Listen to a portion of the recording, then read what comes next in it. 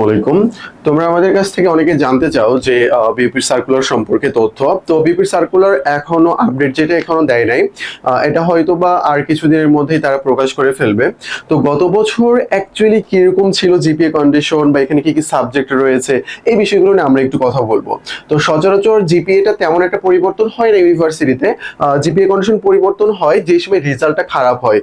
ধরো যে এইচএসসি 2026 যেটা পরীক্ষা হলো তোমাদের, এখানে যদি রেজাল্ট খারাপ হয় তাহলে কিন্তু জিপিএ কন্ডিশনটা কমাই দিবে। ওইটা নিয়ে আন্দোলন হবে, কথা হবে, এরকম করে কিন্তু কমাই দিবে, যেমন চট্টগ্রাম বিশ্ববিদ্যালয় কিন্তু কমিয়ে দিয়েছিল। তো এরকম আর কি ব্যাপারটা। তো আমরা গত বছরের আলোকে আমরা এবার আলোচনা করব, দেখা যাক যদি এবার পরিবর্তন করে তাহলে তো মাশাআল্লাহ। তো তোমরা সকলেই জানো এখানে F A double S, F triple S, F BS এই তিনটে ইউনিটে সকলেই পরীক্ষা দিতে পারে। আর এখানে তুমি সায়েন্স থেকেও পরীক্ষা দিতে পারবে, আর্টস থেকেও দিতে পারো, কমার্স থেকেও দিতে পারো, অর্থাৎ আর্টস প্লাস বিভাগ পরিবর্তন। তো আমরা মিলি বিভাগ পরিবর্তন নিয়ে কাজ করি, সেই দুই তিনটা ইউনিট নিয়ে আমরা একটু কথা বলবো, F A double S, F triple S, F BS. Okay চলো, এফ এ ডাবল এস যে ইউনিটটা রয়েছে বা যে বিভাগটা রয়েছে, এইখানে পরীক্ষা দিতে তোমার যে রিকোয়ারমেন্টটা ফিল আপ করতে হবে এটা আমরা একটু কথা বলবো। চলো দেখো, এখানে তারা কন্ডিশন দিয়ে রাখছে যে তুমি যদি সায়েন্সের ক্যান্ডিডেট হও, মানে ক্যান্ডিডেটস তুমি যদি সায়েন্সের হও, তাহলে তোমার টোটাল জিপিএ থাকতে হবে কত? 8.00। 8.00 তোমার টোটাল জিপিএ থাকতে হবে। তুমি যদি বিজনেসের হও তাহলে তোমার কত থাকতে হবে? 8.00 তোমাকে অবশ্যই থাকতে হবে। আর তুমি যদি হিউম্যানিটিস বা আর্টস এর হও তাহলে তোমার থাকবে অবশ্যই থাকা লাগবে 7.50। আমরা দেখতে পাবো প্রত্যেকটা ইউনিভার্সিটিতে তুলনামূলকভাবে আর্টস এর জিপিএটা একটু কম। তাহলে 8.00, 8.00, 7.50। আশা করি বিষয়টা ক্লিয়ার।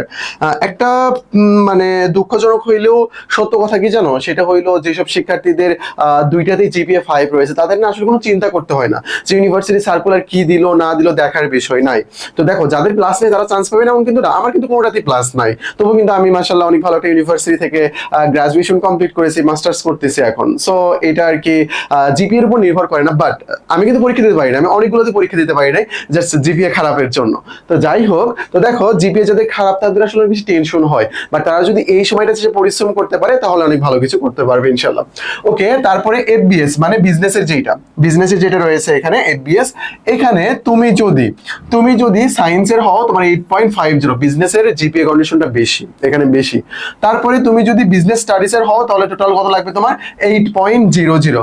অর্থাৎ তুমি যদি FBS faculty of business studies যেটা এফবিএস বিজনেস স্টাডিজ, এখানে তুমি যদি পরীক্ষা দিতে চাও তাহলে তুমি যদি সায়েন্স থেকে দিতে চাও তাহলে তোমার 8.50 লাগবে। আর তুমি যদি আর্টস থেকে দিতে চাও তাহলে 7.50, তুমি যদি কমার্স থেকে দিতে চাও তাহলে 8.00। তাহলে এখানে কিন্তু তারা আর কোনো ঝামেলা করে নাই।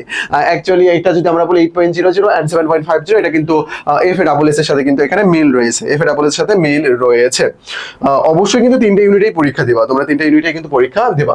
তারপরে আমরা যদি আসি এফ ট্রিপল এস এর এখানে আসার পর আমরা দেখব সায়েন্স থেকে দেওয়ার জন্য এখানে লাগবে 8.50। তাহলে আমরা বলতে পারি যে 8.50 কিন্তু এখানে এফবিএস, তারপরে এফ ট্রিপল এস দুইটাতে কিন্তু এফ ট্রিপল এস কিন্তু মোটামুটি ভালো ভালো সাবজেক্ট এখানে রয়েছে। আর যদি বিজনেসের হয় তাহলে লাগবে 8.00, যদি হিউম্যানিটিস এর হয় তাহলে লাগবে 8.00। F triple S A humanities এর জন্য কিন্তু 8.00। আশা করি বিষয়টা ক্লিয়ার। এটা আমরা অ্যাকচুয়ালি আলোচনা করলাম গত বছরের আলোকে। যদি রেজাল্ট ভালো থাকে, এবারও যদি রেজাল্ট আগের মতোই, আগের বার তো খারাপ হয়েছিল, তার আগের মতো যদি ভালো থাকে তাহলে এটাই থাকবে। যদি রেজাল্ট অনেক বেশি খারাপ হয় তাহলে চেঞ্জ করবে। আমি মনে করি যে রেজাল্ট এবার খারাপ হবে না, কখনোই খারাপ হবে না, কারণ শেষের দিকের পরীক্ষাগুলো মোটামুটি অনেক ইজি করছে, কোশ্চেন অনেক কমন ছিল। যেমন আমরা এইচএসসির বিভিন্ন ধরনের সাজেশন দিয়েছি, তো দেখলাম যে অনেক কোশ্চেন কমন ছিল এখান থেকে।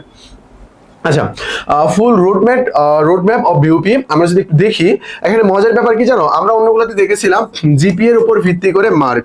কিসের উপর ভিত্তি করে মার্ক? এখানে জিপিএ এর উপর ভিত্তি করে মার্ক। আমরা এখানে দেখতে পারবো টোটাল যে তোমার এইচএসসি মার্কটা আছে না, সেটার উপর ভিত্তি করা হবে। যেমন এখানে 25% আসবে কই থেকে? এইচএসসি মার্ক থেকে, নট জিপিএ। তুমি যে মার্কটা পাইছো এইচএসসি, সেই মার্ক থেকে আসবে 25% মার্ক 100 এর মধ্যে। এসএসসি থেকে আসবে 20%, এবং তুমি যে 100টা এমসিকিউ মার্ক করবা এখান থেকে আসবে 55%। অর্থাৎ তোমার বিউপি অ্যাডমিশনে কিন্তু 100 এর মধ্যে, অর্থাৎ 100% এর মধ্যে 55% আসবে তুমি যে এমসিকিউ দাগাবা এখান থেকে। আর তুমি যে এসএসসি প্লাস এইচএসসির যে মার্কটা থাকবে তোমার, সেই মার্ক থেকে আসবে 45, এখান থেকে 20, এখান থেকে 25। তাহলে দেখো, যাদের এসএসসি এইচএসসি তে ভালো মার্ক রয়েছে তারা কিন্তু অনেকাংশে এগিয়ে থাকবে, এখানে অনেকাংশে কিন্তু এখানে এগিয়ে থাকবে তারা। ওকে চলো আমরা নেক্সট দেখি। বিউপি সার্কুলার অনুযায়ী এই তথ্য এখানে আবেদন ফি আপাতত তোমাদের জন্য লাগতেছে না, আর প্রশ্ন কিন্তু ইংলিশ ভার্সন হবে, মানে এখানকার জিকে যেটা সেটা ইংলিশ হবে, আর বাংলা তো বাংলাই থাকবে, বুঝতে পেরেছো? এটা নিয়ে আমরা কথা বলেছি। আচ্ছা, আমরা বিউপি ফাউন্ডেশন, তারপরে ইংলিশ ফাউন্ডেশন, তারপর আমাদের আরো কোর্স রয়েছে, সেকেন্ড টাইম ফাউন্ডেশন, আর ইউ স্পেশাল ফাউন্ডেশন, সিউ স্পেশাল ফাউন্ডেশন কোর্স লঞ্চ করা আছে। তো অ্যাকচুয়ালি আমি তোমাদেরকে বলবো, আমি আমাদের কোর্স অনেকগুলো আছে, বাট আমি অ্যাডভাইস দেবো তোমাদেরকে হয় second time foundation, second timer হলে, আর যদি ফার্স্ট টাইমার হও তাহলে ফার্স্ট টাইম ফাউন্ডেশনে ভর্তি হয়ে যাবা। যতগুলো কোর্স থাকবে সবগুলোর ফ্রি অ্যাক্সেস এখানে পেয়ে যাবে, এবং সবগুলোর ম্যাটেরিয়ালস তোমাকে প্রোভাইড করা হবে। তো এই দুইটা কোর্স তোমার জন্য বেস্ট হতে পারে। আমাদের ডিসক্রিপশন বক্সে সবকিছু দেওয়া আছে, অথবা আমাদের নাম্বারে কন্ট্যাক্ট করেও তুমি আমাদের থেকে ইনফরমেশন জেনে নিতে পারবা। আশা করি বিষয়টা ক্লিয়ার। আর সার্কুলার যদি পরিবর্তন হয়, আমরা আজকে পরিবর্তন হয়েছে, আজকে ভিডিও করে তোমাদেরকে জানিয়ে দিব। তো আজকে পর্যন্তই, আসসালামু আলাইকুম।